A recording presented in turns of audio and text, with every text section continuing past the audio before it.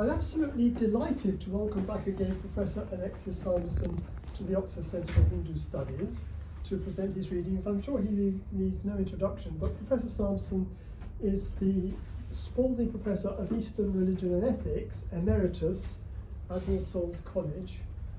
And his work on the Śaivism and the Tantric traditions, he's really opened that out, and we have to rethink the history of Indian religions because of Professor Sanderson's work. It's no exaggeration to say that he's the world's leading expert in Shaivism and the Tantric traditions and religion generally in medieval India.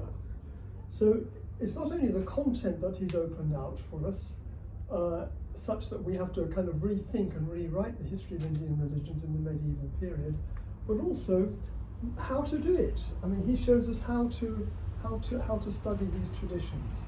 You go back to the sources, and by the sources, Professor Sanderson means the manuscript sources. So we go back to the manuscript sources, and not only the manuscript sources, but also epigraphical sources. The grants that kings, land grants, and this sort of thing. So there's a very wide kind of remit to the range of sources that Professor Sanderson looks at in order to construct or reconstruct this history of medieval Indian religion. And Shaivism, Buddhism, Jainism, Vaishnavism, and the Śākta traditions as well. And not only narrowly focusing on the text, but Professor Sanderson also looks over the fence at what's going on in the garden next door, as it were. So I'm absolutely delighted to welcome him back to Oxford Centre for Hindu Studies, and he's going to present today the opening verses of Abhinavagupta's Tantrāloka. Professor Sanderson. Thank you, Gavin, very much for a nice introduction. It's lovely to be back. Some familiar faces and some new ones. Yes, as Professor Flood said, I'm going to do the opening verses of Abhinavagupta's Tantrāloka. 2 years ago, I read the Upodgata, the introductory section of the Tantrāloka here from the first Ahnika, which begins at verse 22 and goes on to 122. And my first idea was that I would continue, just press on and perhaps finish the first Ahnika. But then I always had it on my conscience that I'd avoided doing the first 21 verses, which form a unit in themselves, termed the Adivakya, the preface or introduction. And unlike prefaces to Western works, which tend to be rather bland and courteous and knowledgeable and so forth, Abhinavagupta's Adivakya is immensely dense and full of very interesting information if you know what to look for. Of course, much of it is benedictory, as normal in an Indian Shastric work, but the content of the benedictions is so interesting. And it also involves acknowledging his various teachers. And by doing that, we get some sense of the complex interaction of various traditions which have flown into his understanding, which have come into his understanding, which he's drawn into his understanding of the Śaiva scriptural literature. Now, he's very far from what we would call an objective scholar. He's not a historian of Shaivism. He's constructing a vision of Shaivism, a way of reading Shaivism for his time. And his time is an extremely sophisticated one. Kashmir is a tiny country. Its inhabitable land area is not much larger than the county of Kent. We don't know the population. But I would say it's very unlikely to have ever been more than 500,000. Possibly more, but I think not very likely. Of whom, what percentage were learned Brahmins? Presumably rather a small percentage. So it's a bit like ancient Athens in a way. There's a small community in a very isolated part of the world. Extraordinarily creative between the 8th and 11th centuries, particularly in the domain of Shaivism, but not only in the domain. Kashmirian cultural productivity or creativity in the religious sphere begins in the 2nd century AD with extraordinary contributions to Buddhism. Buddhism was the first religion in Kashmir, in my view. We have no evidence that Brahmanism was there in the 2nd century AD. The first evidence of anything Brahmanical and associated Śaiva and Vaishnava phenomena comes up in the 4th and 5th centuries. And it seems to me very possible what we're looking at is a situation in which North Indian influences from the Gupta area and their predecessors had almost no impact in Kashmir. It was part of a larger Buddhist world, including Gandhara, Taxila, Kapishi, and these other places, and it was only secondarily that Brahmanical culture was introduced. And once it had been, it was greatly developed. And the Brahmins who came from all parts of India, brought in by kings through land grants, who clearly invested on a grand scale in bringing in learned men, who were unable to say no to offers they couldn't refuse, so to speak. You know, would you like 5 acres of prime agricultural land and 100 serfs to farm them by the Vitastar River in the Kashmir Valley? These are attractive offers, and people accepted them. So Abhinavagupta's ancestor, Atrigupta, was a Brahmin of Madhya Desha, probably a Kanya Kupta Brahmin, we're not quite sure. And he was brought in by the Kashmiri king Lalitaditya and given a land grant by the Vitastar River, literally on the banks of the Vitastar, with a splendid view of the mountains in the north. We can roughly guess where it was, in fact. And there the family stayed. And although they'd come in from Madhya Desha, they don't refer to themselves as Madhya Deshiya, as Brahmins of Madhya Desha, they call themselves Kashmiraka. And that also raises an interesting question about national identity among Brahmins, because Brahmins are on the move. They don't always stay forever in one area. Rather like the middle class in the north of England, they don't think of themselves as really there. They happen to be there for the time being, but they are, like Brahmins, mobile. They could go anywhere in principle. They're not autochthonous, so to speak. So when Abhinavagupta calls himself a Kashmiraka, which is the correct form of the word for a Kashmirian in Sanskrit, he's not claiming that his ancestors have been Kashmirian from beginningless time. He's simply saying that I'm now Kashmirian by nationality, as we might say if we'd lived in France for 2 or 3 generations, that we're French. And there is this very strong sense of national identity among the Kashmirians. Most Sanskrit authors do not refer to their nationality. It seems to me very unusual, this strong sense of national identity that Kashmirian Brahmins have. They frequently refer to themselves as Kashmirians, but this is not so common among other groups of Brahmins. There are some exceptions, but on the whole, people identify themselves through caste and gotra and learning rather than nationality. But the Kashmirians stand out in having this strong sense of national identity. Now, so I've decided to do these opening verses. In fact, I'm going to start by doing only one of them, which is the opening verse 1. And by the time of Abhinavagupta, it had been the convention in India for many centuries that an author should open a composition, at least a grand composition like this, with a form of words designed to promote the successful completion of the work by dispelling the hindering powers, the vignaha, the hindering powers that were believed to strive to impede the completion of any pious endeavor. And these impediments are abstract entities like laziness, torpor, ill health, and so forth, that get in the way of completing a project. But they're also personified as deities. There's a whole mass in the cultural outlook here of beings whose purpose is to get in the way of completion of any pious endeavor. So we have this model that Orthodox Brahmanism is facing this major enemy at all times, which is an invisible horde of obstructing forces. So you must guard against their eruption by every means. Hence, absolute orthopraxy is necessary. If you infringe any of the regulations, you're in a state of vulnerability to possession. These creatures will come in and deflect you. So this is the kind of environment in which he's beginning his work. So from the 4th or 5th century AD onwards, this auspicious beginning verse was commonly one in which the author turned to the deity or deities, plural, of his personal devotion, his Ishtadevata, expressing his obeisance, namaskara, or supplication, ashirvada, or ashamsa vachanam.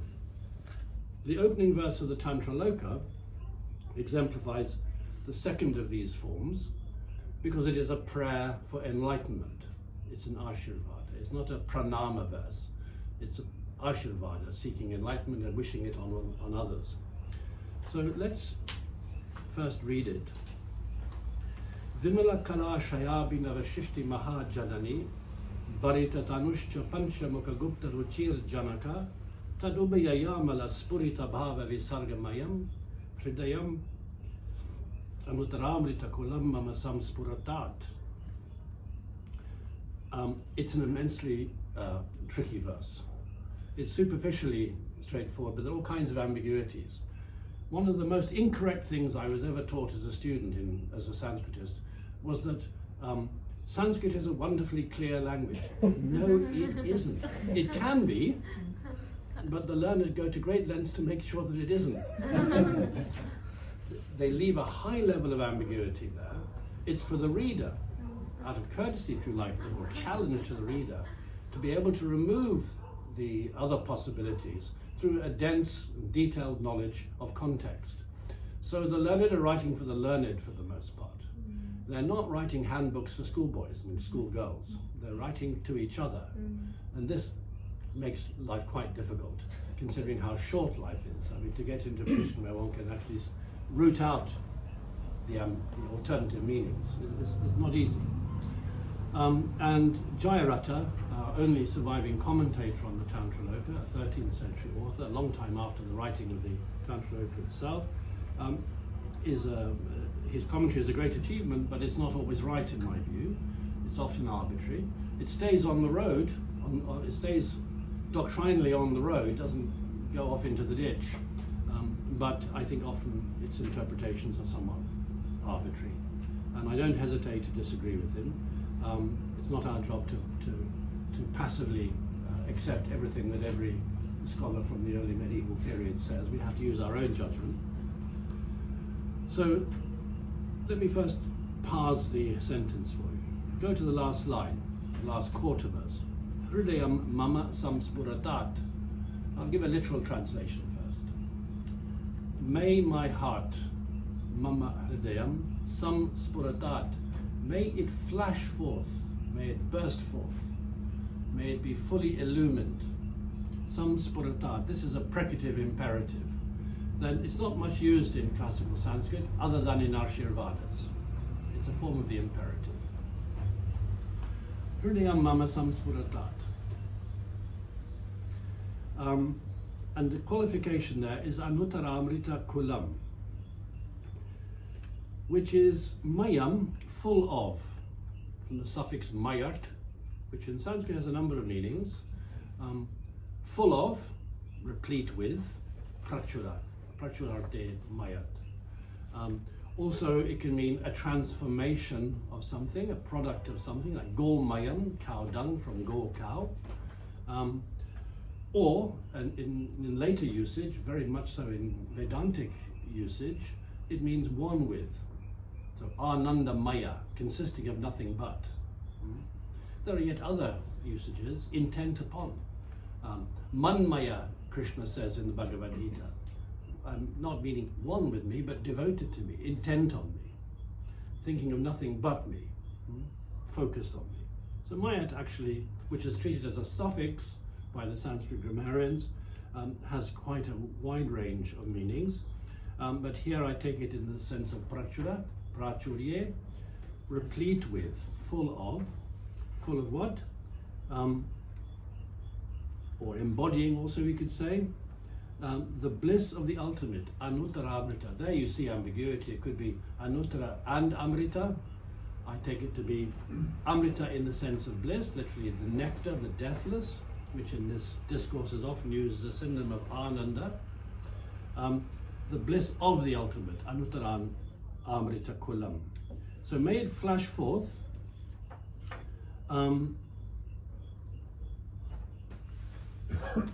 Tadubhya yamala spurita bhava visarga mayam. Here we see mayam. Sorry, I got slightly confused there. In anuttaramrita kulam, I talked as though we were reading anuttaramrita mayam, which would have worked perfectly well actually. The sense would have been much the same. But in fact, kulam here is being used in the sense of body. Kulam sharire. This is not just a specialist use of kaulas. This is a use found in ordinary Sanskrit as well. the lexicographers list that as one of the meanings of kulam, kulam dehe, kulam sharire.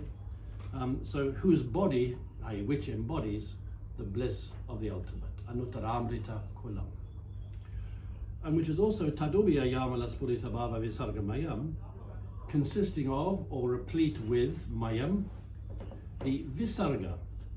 Now visarga means emission, sending forth, creation, but also emission.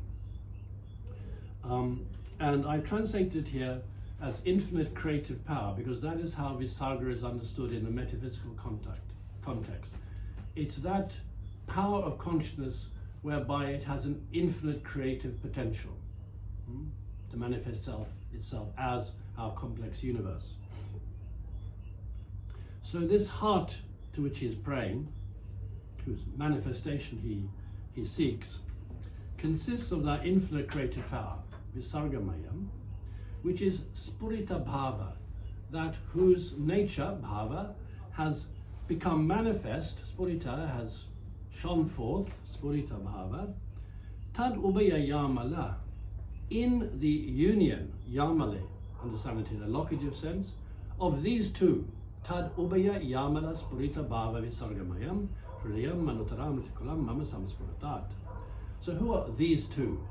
What is this, the pair from whose union this infinite creative potential is manifested? That's covered in the first two lines, first two padas of the verse. Vimalakala Abhinav Shishti Maha Janani, the mother, Janani, whose radiance, Maha in the sense of Tejas, is in ever new creation, Abhinava Shrishti Maha, whose radiance is in ever new creation, and is Vimala Kalashraya, whose ground, whose support, whose basis, Ashraya, is pure Kala.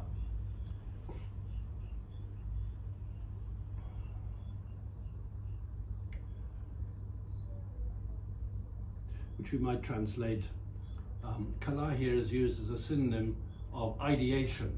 Now I'm using the word ideation to translate vimarsha. So in this Kashmirian non-dualism, on the philosophical side, derived, elaborated by Utpaladeva, subsequently expounded by Abhinavagupta above all, reality is seen as the coexistence, the inseparability of the light of consciousness and its dynamism. Because consciousness is something dynamic in this system. It is not something on which we superimpose action through illusion. Consciousness is inherently dynamic in all its manifestations. So she, the mother, metaphorically speaking the mother, Shakti, who is radiant in ever new creation, and whose substrate, whose basis is the power of ideation, Kala, without any taint, Vimala. So uncontracted, untrammeled, untainted, pure, infinite power of ideation. So it's an absolute autonomy. That's what Tantra is Shakti, a power of absolute autonomy. There's nothing it can't do. It is, by definition, autonomous. It needs nothing outside itself in order to exist. It exists through itself alone. And the father, Janaka, who is Bharita Tanu, all-containing, literally whose nature, Tanu is used here in the sense of Atma, whose nature is Bharita, full to overflowing, all-containing. And this is a subtle allusion to the nirvachanam of the word Bhairava. The word Bhairava is regularly glossed by the commentators as meaning Bharita, involving the word Bharita, literally full of. So Bhairava is Shiva perceived in his all-embodying nature. So they distinguish between Shiva as Sarvutirna, as visualized as transcending all lower levels of reality, as the highest reality, but not as other than the manifest universe. So ultimately he expands, as it were, into a Vishwamaya, all-embodying reality, And in that all-inclusive reality is often referred to as Bhairava, as opposed to Shiva, in this non-dualistic Śaiva discourse. So the Trika system, which is what is being expounded in Tantrāloka, claims that its specificity is that it recognizes both these polarities of consciousness. That it is simultaneously, by a kind of miracle, both all-transcending and all-embodying, like cognition, on our own small scale. So the Siddhantikas are seen to perceive Shiva as Vishwatirna, world-transcending, as indeed they do. But Abhinavagupta won't swallow that view. He says, Shiva does not exist somewhere transcending all other paths of manifestation like a pot, a concrete entity somehow above everything else, on top of the pile. No, he is this very light of consciousness manifest as our experience. It's a different perspective.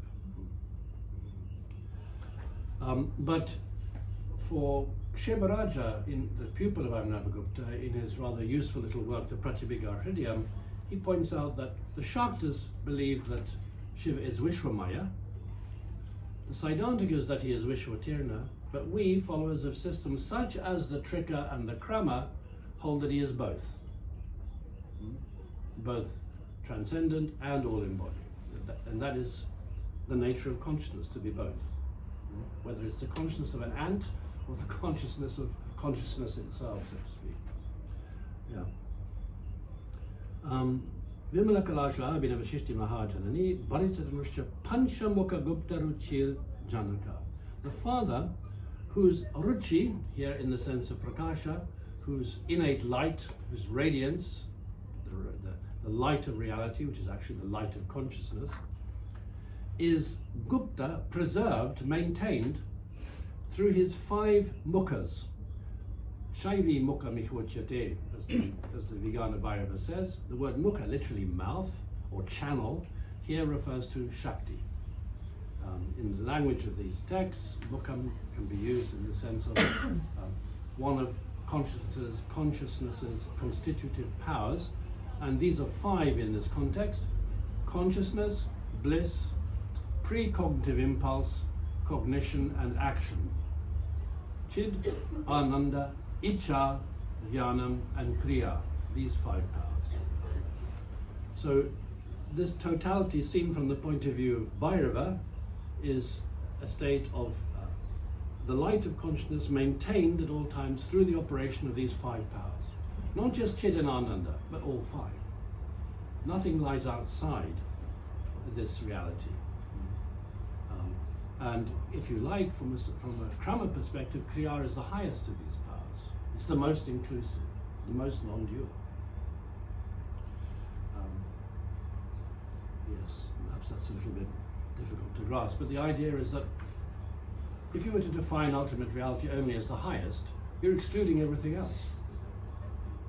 This higher non-duality includes everything, including duality. It's all real.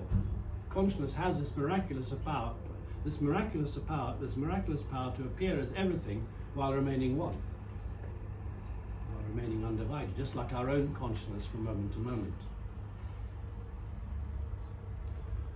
Yeah. So let me read through the translation again, slightly less free. Rather slightly more free than the one I've just done. I pray that through this work, I've supplied the words through this work, the core of my consciousness, and I've translated Hridayam as core of my consciousness rather than as heart, because heart has all the wrong connotations in English. The heart is the seat of the emotions. Hridayam here means bodha, consciousness. But Hridayam also conveys the essence of something, as in English, the heart of the matter. In Sanskrit, it works like that in Sanskrit too. So it is combined, the word conveys the core of my consciousness. My heart means the core of my consciousness.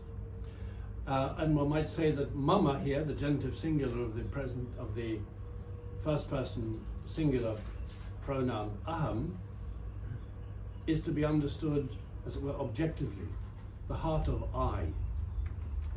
I consciousness. we all have our I consciousness in every cognition that we experience, but according to this non-dualistic view, the core of that I is a completely liberated state, which contracts itself in every moment of cognition. So through your own intuition of I awareness that arises with every cognition is seen as a avenue into this fully expanded I, this Purnahanta. Yeah. So the heart of I, the core of my consciousness, or the core of I consciousness.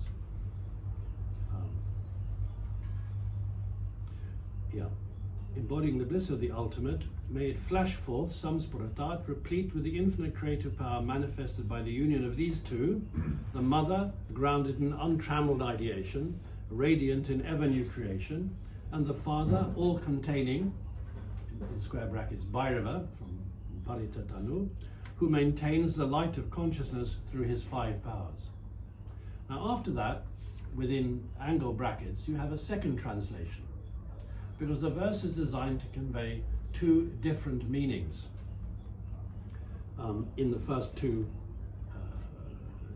part of the verse. So we have to go back again and to the beginning. I pray that through this work, the core of my consciousness, embodying the bliss of the ultimate, may flash forth, born from the emission, visargamayam, born from in the sense of vivikriti of it, born from the emission that burst forth in the union of these two. Tadobhiyayamala spurita bhava visargamayam, my mother, Vimala Kala Shraya, which is a periphrasis designed to accommodate this second meaning. She whose constituents are Vimala, the elements, Kala means a part, component. She whose basis, i.e. whose name, is the constituents Vimala. So the name of his mother, we hear from this passage, was Vimala. If you read Pandey's history of Abhinavagupta, philosophical and historical study, you will be told that her name was Vimala Kala. Whoops.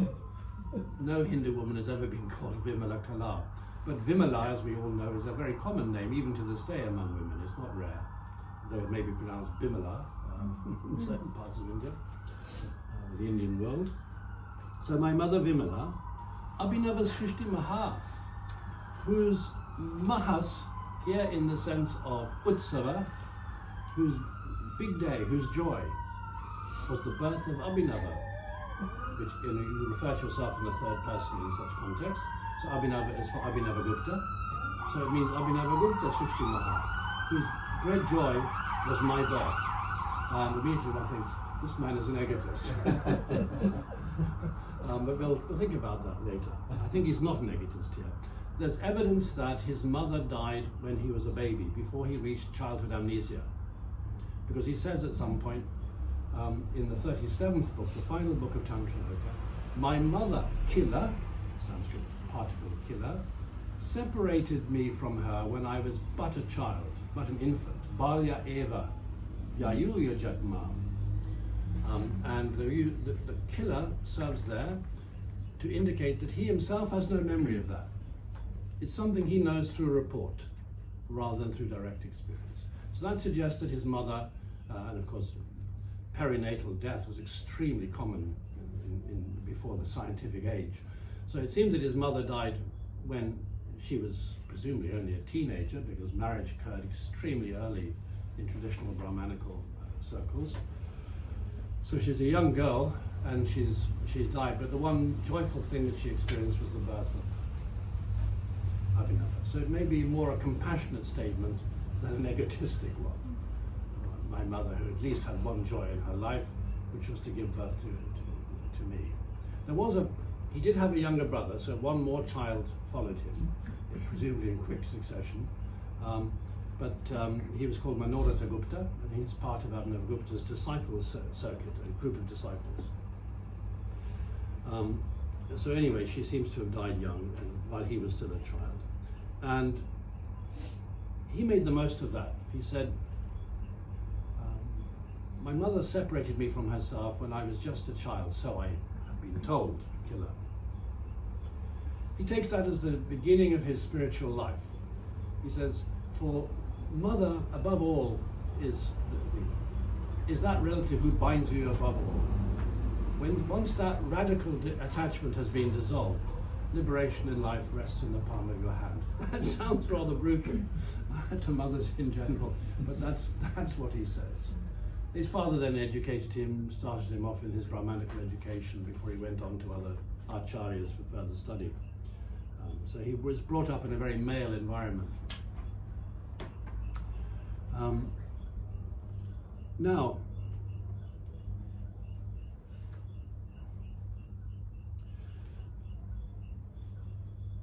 excuse me while I scroll through. My commentary on these opening verses is very long, and I'm skipping ahead and looking for what I want to say next. Yeah, okay. So, this supplication, that is the first verse, should be understood as a testimony of the act of self-realization that will enable the work to proceed unhindered to its completion. That being the conventional understanding of a Mangala shloka. It removes all obstacles by immersing himself in the goal, by referring to it and meditating upon it in this opening verse. He intends to promote the successful completion of the whole work. He did complete it. It's a very impressively large work. But this is not its whole meaning. Both types of opening verse, both Namaskara and Ashirvada, express immersion in the ultimate nature of the self. But whereas verses of obeisance do so directly, verses of supplication such as this do so only by implication. To the extent that they describe the deity, they imply an act of immersion in its nature. But their explicit reference is to an act of prayer for a state that is yet to be accomplished, sadhya rather than siddha. Furthermore, supplicatory verses are generally altruistic. They are usually prayers that the deity act for the benefit of others, usually the audience, or more impersonally, the whole world or all the virtuous. Thus, although Abhinavagupta leaves the beneficiaries unstated in this verse, the force of convention conveys that he is praying for the enlightenment of others, either of others alone or of others and himself. Which of these does he intend? Does he include himself among the beneficiaries, or is he excluding himself, praying that we may attain the enlightenment that he has already attained? His exalted status in the tradition might be taken to support the latter reading, i.e. that he's already got it, he doesn't need to pray for himself. But I propose that it is the inclusive reading that he wished to convey, namely, may my core be fully revealed to us all. This accommodates the doctrine stated in the passage quoted above, that even those who have achieved enlightenment must constantly reinforce it through acts of immersion while they remain in the body. Acts of immersion, samavesha, immersing yourself in the intuition of your inner nature. If he thought this was necessary for the Venerable Utpaladeva, as indeed he does in his commentary on the Ishvara Pratyabhijñā Karika, he would surely have thought it necessary for himself. But more importantly, it is this alternative alone that accommodates what I take to be implied by the fact that he doesn't specify who is to benefit. Namely, that the distinction between self and other is ultimately unreal or superimposed. That self and other are merely the modes of appearance of the true self, my core, Hridaya Mama. The true core that expresses itself as all consciousness and all its objects. The basis of this implication must be the alternative that includes both self and other. My core then is not Abhinavagupta's as opposed to ours who are yet to be enlightened, but rather the core of his being that is the core of all beings. That's how he's seeing it. Or we may say, my core, Hridaya Mama, is intended to mean the core of I. That is to say, the innermost awareness that animates all manifestation, the innermost vimarsha that animates all prakasha. The same analysis will apply to the pronoun implied pronoun us in may my call be revealed to us all. For within Abhinavagupta Shaivism, we can only mean the plurality of eyes projected by and in the one eye.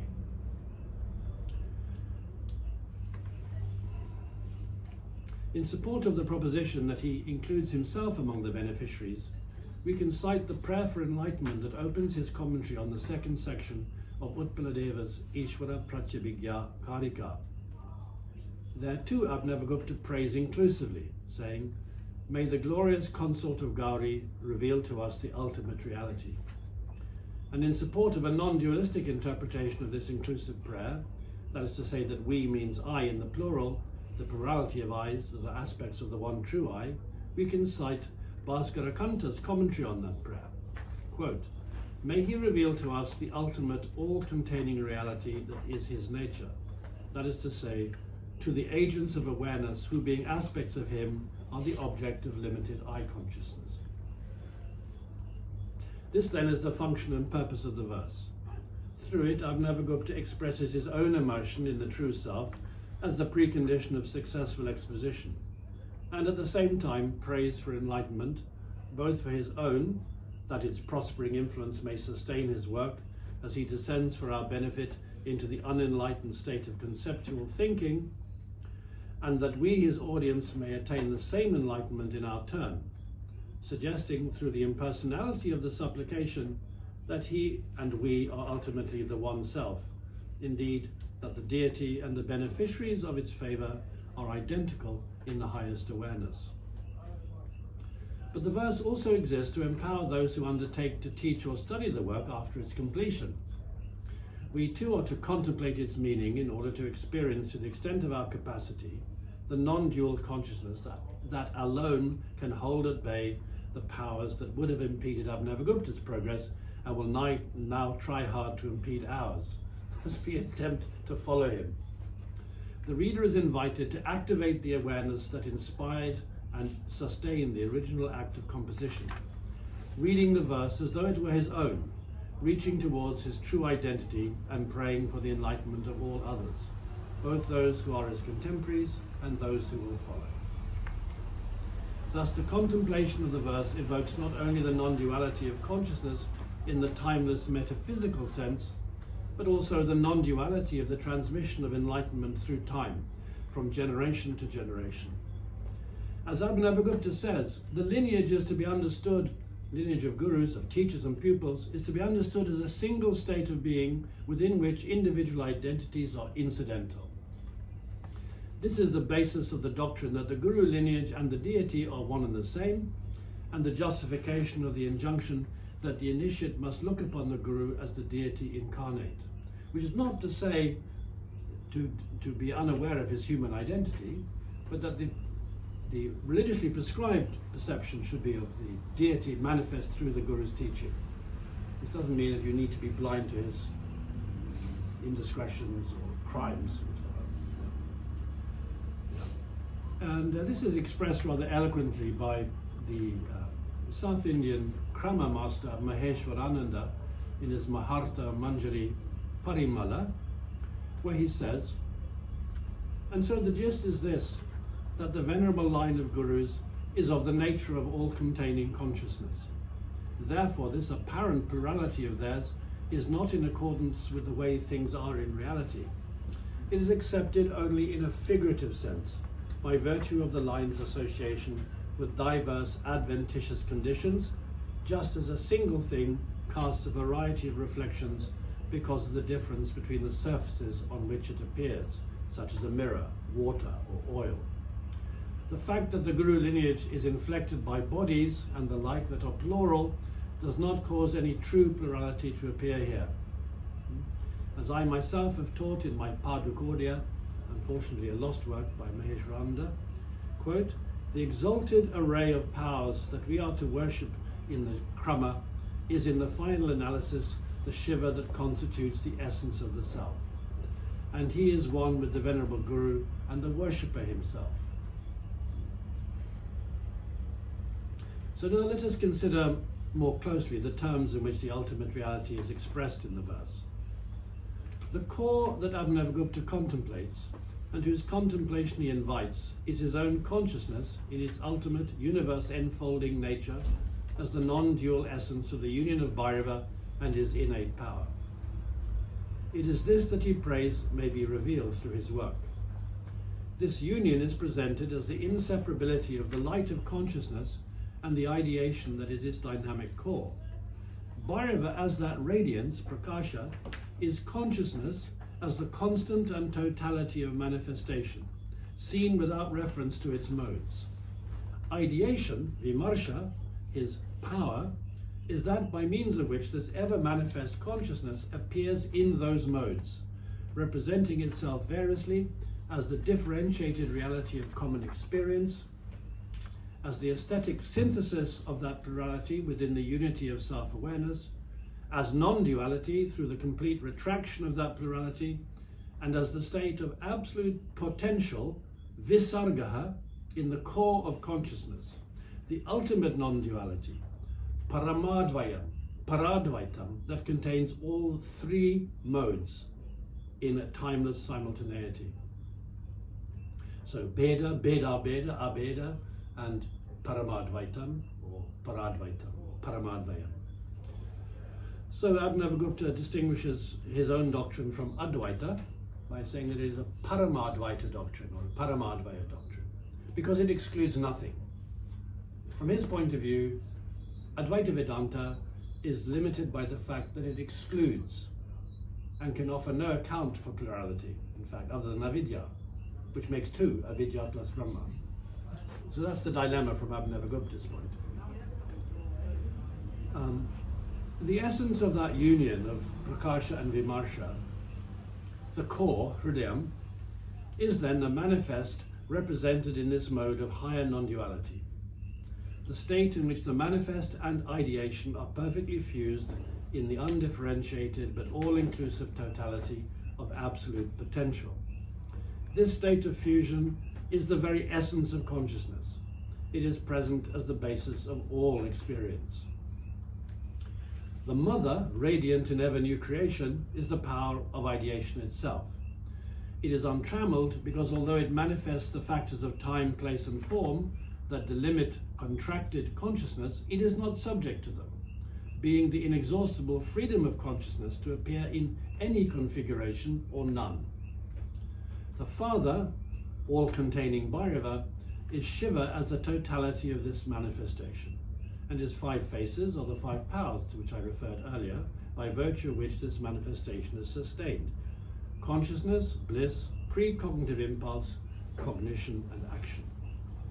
When these two are fused, that is to say, when their natural state of fusion becomes manifest in the process of immersion, consciousness rests blissful in itself alone, having withdrawn the modes of extroversion in which it appears to reach outwards to what is other than itself. In terms of the modes of plurality, synthesis, and non-duality, it shines forth here as the state of higher non-duality that is the ground and substance of all three. And in terms of the five powers of manifestation, it shines forth as the first two, consciousness and bliss. Or more exactly, as consciousness blissful through fusion with itself, the powers of precognitive impulse, cognition, and action having been withdrawn and dissolved within this state as their ground and source. Seeing that this reality embodies the bliss, literally the nectar of the ultimate, Anuttaramrita Kulam, Abhinavagupta alludes to its definition in the alphabetic code, which he will expound in the third chapter of this work.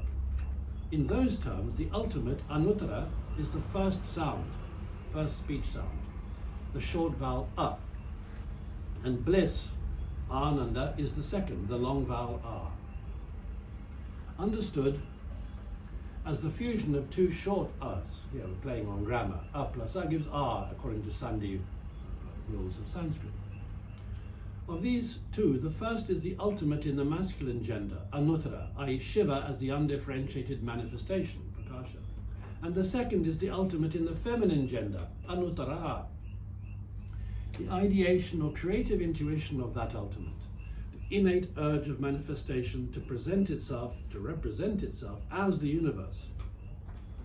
Abhinavagupta's core, his hridayam, is bliss, the long R, because it is the bliss of self-containment that arises when the ultimate and its power realize their state of fusion, their sanghata, literally their violent merger. That is to say, when manifestation immersed in itself alone experiences infinite bliss in the relish of its state of absolute potential. As evidence in favour of this interpretation of the core, I offer two passages from Abhinavagupta's works on the Malini Vijayottara. The Malini Vijayottara is the root text on which the Tantrāloka is a kind of selective commentary. And the two works to which I'm referring are the first is the Malini Vijayottara, the Malini Vijayavartika, which was the first of his works on the Trika, at least of those that survive, and the second is the Tantrāloka itself. Now the first passage is on your handout in a slightly smaller typeface under the translation of the first verse. And if we had lots and lots of time, I would be happy to go through the Sanskrit, but what I'll do instead is read the translation and comment if necessary. The text is fairly secure, I think, reasonably well transmitted. There are one or two corrections were necessary. I've put my emendations there, or Haneda's emendations. The supreme awareness that has arisen before all others from the unlimited ground that contains all things in their pure non-duality is manifested all-pervading in the plenitude of its powers, sharing the nature of that ground, free of the dualizing that will distinguish between that which should be sought and that which should be rejected. These being its own manifestations within the domain of differentiated awareness, divided only inasmuch as the radiance it emits is diffracted in the process of its expansion. This, whose nature is the power of representation or ideation, is the core of Shiva. In this state, he attains the highest non-duality by experiencing intimate union with the power that is eternally one with his nature. When this occurs, the highest mouth arises. Now, mouth here is understood figuratively. What he's expounding here is the various streams of revelation that constitute the Śaiva canon. And here he's talking about the highest non-dualistic revelation. So it's a stream of consciousness rather than mouth. The idea is that the scriptures figuratively come forth from the five faces of Shiva, and in this system there's a hidden sixth face, which is the source of the Kaula revelation. When this occurs, the highest mouth arises, the ground in which absolute potential flows. It is the seed of the universe, beautiful with the all-embracing bliss that surges up in the expansion of the ultimate, holding in new non-duality all the mouths, all the Shaktis that will emerge thereafter. It is this that is meant in the scriptures by such terms as the heart, the inner pulse, Spandaha, cognition, Drit, Para, which is the highest goddess. It is the seed of the universe, beautiful with the all-embracing bliss that surges up in the expansion of the ultimate. So there's a duplication there. Holding in non-duality all the mouths that will emerge thereafter. Excuse the duplication. It is this that is meant in the scriptures by such terms, etc. Sorry. Here the contraction caused by the inhibition of consciousness through the emergence of differentiated entities has fallen away, and the three powers that are the conscious subject's precognitive impulse, cognition and action have become nothing but that subject's state of immersion in his own bliss. The Master Somananda taught this when he declared in his Shivadrishti, when one rests immersed in the experience of the unmingled bliss of one's consciousness, then one's precognitive impulse, cognition and action are no more than that experience. One exists as the fusion of those three powers in their subtlest form. At that time, one is undivided, completely immersed in the bliss that is consciousness.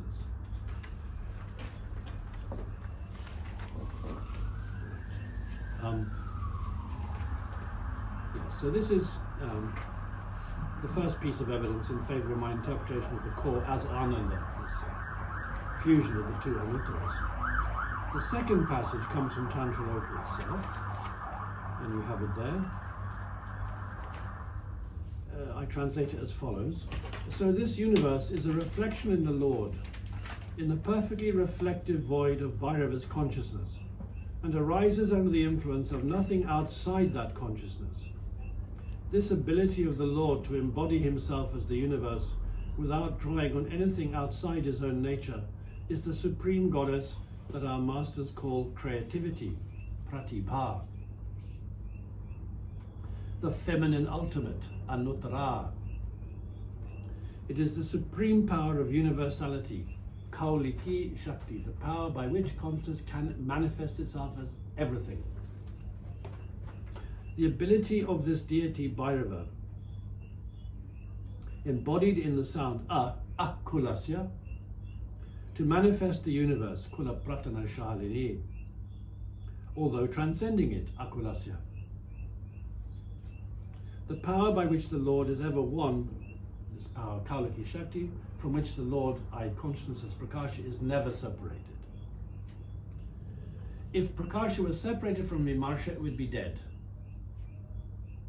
There'd be no active awareness of any kind. The combination, Yamalam Rupam, of these two is dynamic fusion, the dynamic fusion, Sanghataha, that enables the universe to be emitted into consciousness. It is this that we mean by the power of bliss, Ananda Shakti.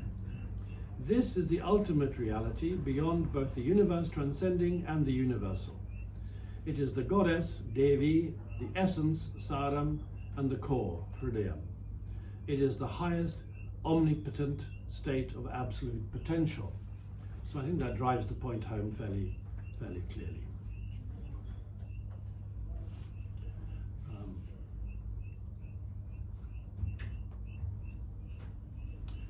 So the core that Abhinavagupta invokes as the source of inspiration and the goal to be realized is the state of absolute potential in which the three powers of precognitive impulse, cognition and action, and the three modes of plurality, synthesis and non-duality are fused in blissful, all-embracing consciousness.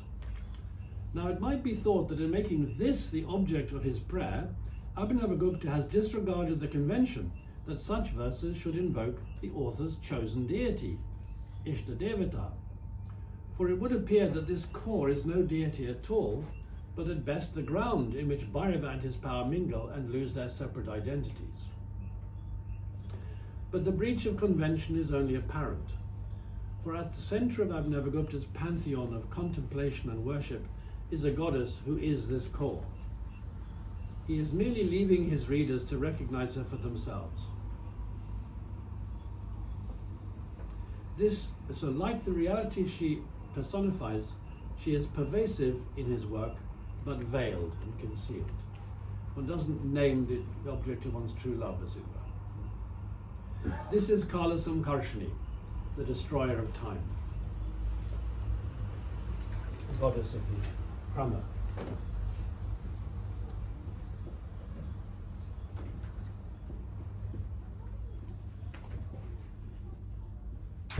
Kala Samkarshani, not Ini, although Ini often appears in editions. Kala Samkarshini, the destroyer of time, she who destroys time. The mandala that enthrones the Trika's deities and symbolizes their interrelation is known as the Trishulabja mandala. I'm sorry, I'm hopeless at drawing, and I won't really try, but the name is Trishulabja mandala.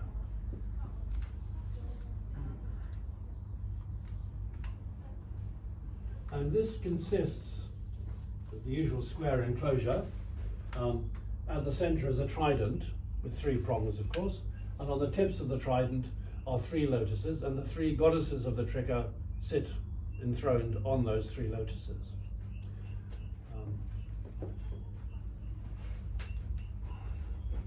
At its center is a trident with a lotus on the cusp of each of its three prongs. On these lotuses, three goddesses are installed, Para in the center, Para to her right, and Apara to her left, i.e. to our right. And that's the norm in the Trika. These three goddesses are worshipped as a triad, hence the name Trika. But in Abhinavagupta's form of the Trika, this triadic structure has been, as it were, overcoded by a tetradic system taken from the Krama. And a fourth goddess is added above the goddess on the central cusp, and that is Kala Sankarshini, in the system of the Devyayamala. Now, the Devyayamala does not survive, unfortunately. At least it hasn't come to light yet. It's not likely to come to light in Kashmir now. And I found no trace of it in Nepal, which is the only other likely source of such a survival. But it's often referred to by Abhinavagupta, so we know something about what is distinctive of it. And it's an important part of his scriptural synthesis, the way he puts together his Trika. So in the Trika of the Devyayamala, it is ruled that Kala Sankarshini should be installed above Para as the ultimate ground. And you'll see that in your item 3, on page 3, where it says deities of the Mahadamura Yaga. Yaga here means mandala in Śaiva technical terminology, rather than worship. And it's called the Mahadamura, the Yaga of the primal sacrifice known as the Mahadamura. And it says, the goddess Para is on the central cusp, Para on the cusp to her right, and Apara on the cusp to her left. Learn that the illustrious goddess Kala Sankarshini is established transcending Para above the central cusp. And there's also a passage here from Abhinavagupta's treatment of the mandala taught in the Devyayamala, that's in item 4. And he writes, above it, he should trace another lotus on the area at the middle of the staff of the trident. Then he should trace a third lotus at the upper limit of the central cusp of the trident. And in the same way, 2 others, flanking it to the right and left, on the lateral cusps of the trident. The seed pods at the center of the lotuses should be yellow. Each of the filaments should have 3 equal segments colored red, yellow, and white. The petals and the boundary line around each lotus should be white. The trident should be colored in with black powder, but it should have a white vertical line along its axis. Its tip should have flames added with red powder, and the staff in which the trident is fixed should be colored yellow. He should always proceed by worshipping Sadashiva in the lotus at the center of the trident, and then Para above him on the cusp of the central blade. The next goddess, Para on her right and Apara on her left. Above Para, the goddess Kala Sankarshini is present, constantly engaged in the resorption of this array of the deities of the trident, accomplishing this simply through her spontaneous power or urge. And then one more passage, again taken from the Tantrāloka. It is called Kala Sankarshini in the Devyayamala, in which she is worshipped above Para. And it is called Matri Sadbhava in the Malini Vijayottara. Well, that's a bit of a cheat, actually, because there is a Matri Sadbhava goddess or deity in the Malini Vijayottara, but there's no reason to associate it with Kala Sankarshini. But it's structurally parallel. So Para, as it were, has 2 aspects in the Malini Vijayottara system, a higher and lower. And Abhinavagupta, of course, connects that with the Devyayamala's tetradic structure, thereby feeding the Krama Kala Sankarshini based tradition into the understanding of the Trika.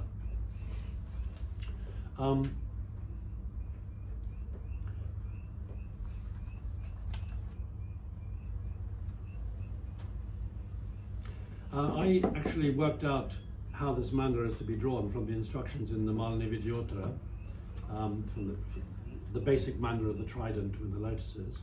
And that was published in a study I did a very long time ago called Mandala and Agamic Identity in the Trika of Kashmir, I think. And I don't know how good your eyesight is. It's rather pale here, but I don't suppose anyone can see that. I can barely see it myself, but that's essentially the design. Yeah. If I could handle a computer better, I'd have included a picture of it in your handout. But that was beyond me. So what I'm saying is that although the first verse seems to be specifying no specific deity, in fact he's alluding to Kala Sankarshini. And this is interesting because it shows that although in a sense this is a Śaiva text, all these are Śaiva texts, if you said to Abhinavagupta, "You're no Śaiva," he would be most offended. No, I'm a Śaiva. But the very essence of Shiva is the goddess. The hidden essence of Shiva is the goddess.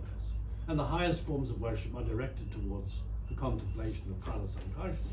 This point in Shiva's nature, which Shiva cannot get behind and perceive, his immediate identity, that is the goddess. So they are crypto-Śaktas, we can say. Although externally to the world they're Shaivas, wearing Śaiva marks, in their personal devotion they're actually devotees of the goddess. Although devotion here is, why it may include bhakti in the traditional sense, it's a highly contemplative business, and if you were to ask Abhinavagupta seriously, well, what is the goddess? He would have to say, well, it is the power of ideation that constitutes the very essence of manifestation. So in a sense we see here a strong urge to rationalize a system which is rooted in rather less rational things, if you like, more emotional and indeed magical notions, an attempt to rationalize and in a sense to dissolve the theistic content in a way, or rather to reprogram it in some rather radical way.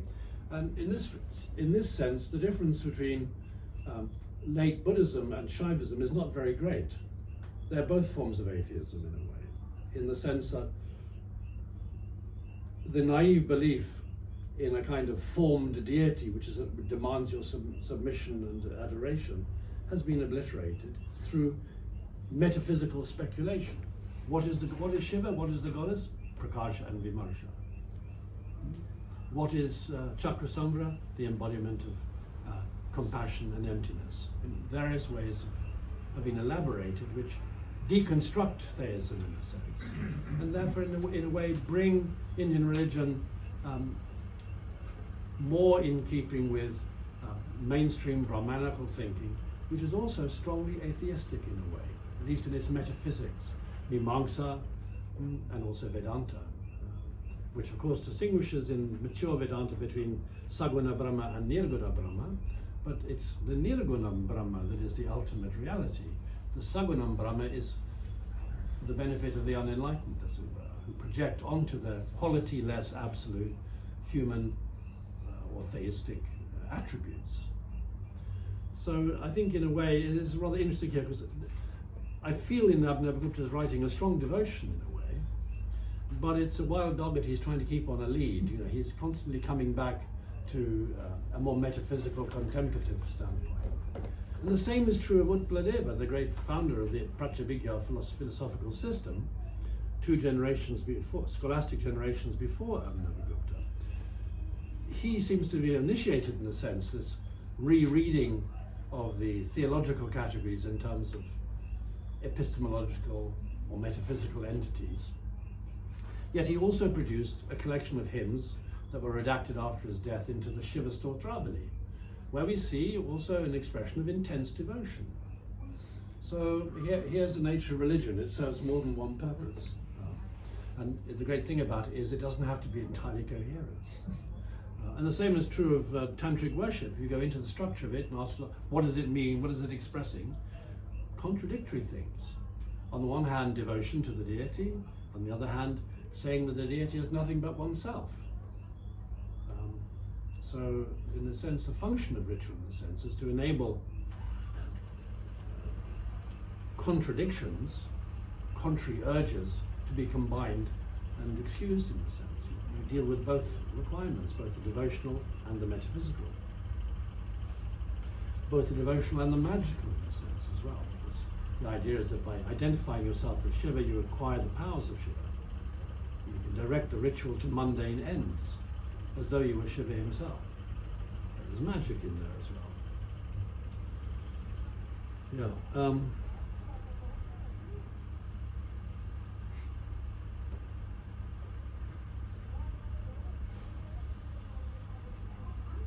So our core is none other than this fourth goddess. But there's one more meaning, the second meaning, which I must briefly explain. While invoking Kala Sankarshni, the fourth goddess, as the embodiment of the highest reality, Abhinavagupta also alludes to his own birth from the union of his parents Vimala and Narasimhagupta.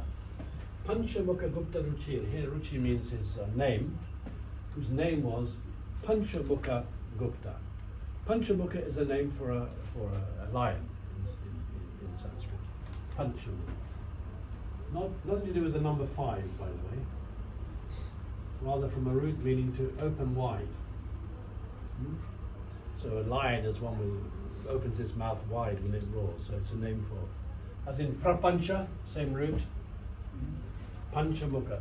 So Panchamukha Gupta means Singha Gupta, and Singha Gupta is short for Narasimha Gupta, by a very common kind of abbreviation.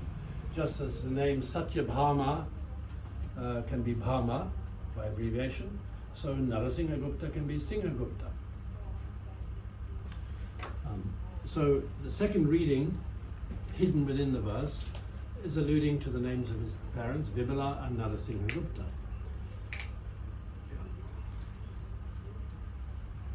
Information on his parents would be inappropriate in this context, you may think, were it not that it is no ordinary act of procreation that Abhinavagupta brings to mind. When reading this verse, one looks for the second meaning because the words Janaka and Janani are rather surprising in that context. And it's always some incongruity of that kind, some slight incongruity, which leads the reader to look for a second meaning.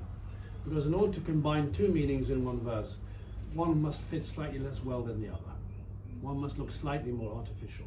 And so Janaka and Janani look a bit artificial if you were just trying to make a metaphysical statement. Why say that? Just say Vimarsha and Prakasha. So that alerts one to look for some reference to a real mother and father, and we have it. Encoded in Vimala Kalashraya and Panchamukha Gupta Ruchi and Janaka. So the reason why it's not an appalling dosha to refer to his the act of his procreation, is that what he's referring to here is no ordinary act of procreation. It is rather the supramundane sexual union practiced in the course of worship by those initiated in the Kaula form of Śākta Śaivism. For as he will explain in Arkanika 29 of the Tantrāloka, in the climax of his treatise, the sexual act is practiced there as a means of realizing precisely the state of absolute potential, visarga, adumbrated in this opening verse. This internal condition of immersion in that state of absolute potential, which differentiates this union from mundane copulation, is indicated by Abhinavagupta in the epithet Bharitatanu, which I take to indicate the state of inclusive universality that characterizes this absolute. Jayarata claims in his commentary that this epithet should be construed as referring to both Vimala and Narasimhagupta, the precondition of Kaula union being that both should be immersed in awareness of themselves as Shiva and his consort. He explains, moreover, that by including this reference to Kaula union in the opening verse, Abhinavagupta indicates the preeminence of the Kaula form of the Trika, which he sees as the most direct means of evoking the state of the core and thereby attaining enlightenment. Although the greater part of his text will be devoted to the tantric form of the system, the Tantra Prakriya, the whole exposition will be pervaded by the principles of the Kula Prakriya, Kaula principles. In short, it is a work on the tantric and Kaula forms of the Trika from the standpoint of the latter. Jayarata, the commentator, also explains that Abhinavagupta, in informing his readers that he himself is the product of such an enlightened union, is telling them that he is competent to instruct his readers in the nature and means of enlightenment. For he tells us elsewhere that anyone who is conceived through such a union comes into this world already the receptacle of enlightenment. That for which others must strive is his naturally. And I think I've given you a couple of quotes there. Yeah, under item 6. The expression all-embracing, this is a quotation from Jayarata's commentary. He's commenting on the word baritatanu in the root verse. The expression baritatanu should be construed in accordance with the maxim of the crow's eye, to qualify both that which follows, the father, and that which precedes, the mother. because both are required by such scriptural texts as the following to aim to merge themselves with the state of immersion experienced by Shiva and Shakti. Quote, they should meditate in each other on the nature that is Shiva and his Shakti. They should not entertain human ideas of each other, involving lust, delusion, and the rest. The highest adepts should do everything with the cultivation of enlightenment in mind. So because he tells us that he is in this way the product of such a union, that is to say, of the union of parents who are little less than a Siddha and a Yogini, the author claims that he himself is a receptacle of the non-dual knowledge that is the ultimate goal. This is in accordance with what he has said in the following verse. Anyone whose body has been produced in the womb from such a mingling is termed Yogini Bhu, born from a Yogini. He is automatically the receptacle of knowledge, automatically a Rudra.